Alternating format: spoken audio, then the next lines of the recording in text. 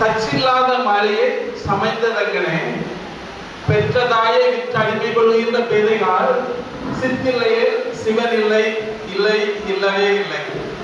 ரொம்ப அருமையான ஒரு வார்த்தை இதுல என்னன்னா, பெற்ற தாயை விற்று அடிமை கொள்கின்ற பேதைகால் என்ன அர்த்தம்? ஒரு தாய், இந்த தாய்க்கு நிகர் வந்து உலகத்துல யாருமே கிடையாது. அப்படிப்பட்ட ஒரு தாய எனக்கு இவ வேண்டாம் வயசாயிட்டு அப்படின்னு இவனை கொண்டு போய் வேண்டாடி ஒதுக்கி வித்துட்டு அதற்கு பதிலாக 10 அடிமைகள் நல்ல இளம் பெண்களாக இல்லைன்னா ரொம்ப அழகான பெண்களாக 50 கொண்டு வந்து வச்சா அந்த ஒரு தாய்க்கு ஈடாகுமானா ஈடாகாது. முடியுமா?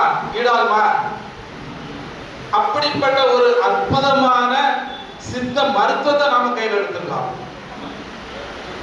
ஆனா இன்னைக்கு அன்பு கணபதி ஐயா அழகா சொன்னார், நம்ம மருத்துவத்தால ஏன் முடியல?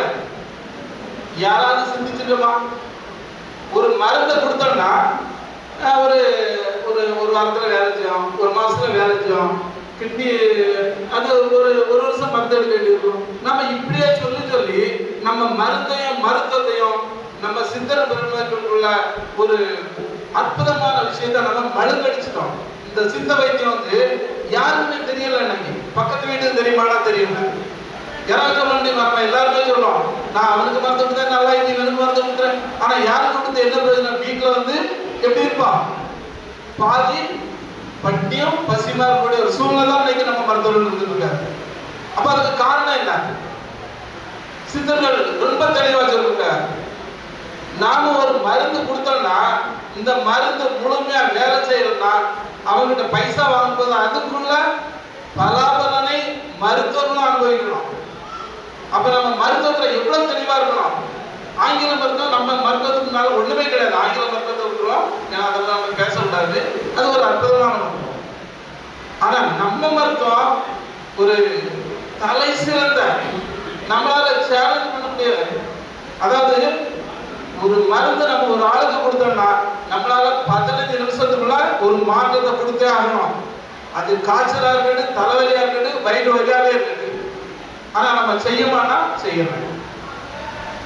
சரி, இங்க வந்து எனக்கு நேரங்கள் கம்மியா இருக்கிறதுனால நான் வந்து இதோட முடிச்சுட்டேன். இன்னொன்னு, எல்லா வீட்லயும் பெண்கள் 1-2 பேர் கண்டிப்பா இருப்பாங்க, மனைவி, தாய், பிள்ளைகள் அப்படின்னு சொல்லி. இந்த பெண்களுக்கு வரக்கூடிய ஒரு சில பிரச்சனைகளுக்கு நம்ம மருத்துவத்தை தேடி ஓடிட்டு இருக்கோம். தயவு செய்து நீங்க தினசரி சோறு பண்ணிக்கக்கூடிய அந்த தண்ணிய ஊத்தி ஒரு மண்பானை முடிஞ்சா நம்ம கண்ணாடி பாத்திரத்துல ஊத்தி வச்சிருக்காங்க. தினசரி இதை ஒரு 15 நாள் நீங்க ஊத்தி வச்சு அப்படியே வெயில்ல வச்சுக்கிட்டு இருக்க. ஒரு குறிப்பிட்ட நாள், அதாவது கிட்டத்தட்ட 4 மாசத்துல 6 மாசத்துக்குள்ளால அந்த தண்ணி நல்லா புளிச்ச காடியா மாறிடும். என்னைக்கு அது வந்து இந்த பௌர்ணமி அன்னைக்கு விசில் அடிக்குமோ அன்னைக்கு ஒரு அற்புதமான மருந்தா மாறிட்டுன்னு அர்த்தம். அதுல ஒரு அம்சம் எடுத்து குடிச்சோம்னா ஒரு 10 நிமிஷத்துக்குள்ளால வயிறு வலி சரியாகிடும், ஜீரண சம்பந்தமான பிரச்சனை சரியாயிடும். இப்படி நிறைய சொல்லலாம். வாய்ப்பு நன்றி, வணக்கம்.